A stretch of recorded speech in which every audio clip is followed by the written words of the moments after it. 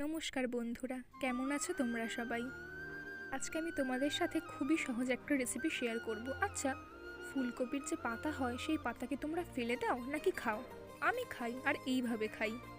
ফুলকপির পাতাগুলোকে কেটে জলে সেদ্ধ করে নেব। এরপরে সেটা মিক্সিতে দিয়ে তাতে সামান্য পরিমাণ নুন, কয়েকটা গোটা রসুন আর কয়েকটা কাঁচা লঙ্কা দিয়ে ভালোভাবে পেস্ট করে নেব। পেস্ট করা যখন হয়ে যাবে তখন কড়াইতে সামান্য পরিমাণ সর্ষের তেল দিয়ে তাতে কালো জিরে ফোড়ন আর অল্প চিনি দিয়ে দেব। চিনি দেওয়া হয়ে গেলে এরপর আমরা সেই পাতা বাটাটা অ্যাড করে দেব।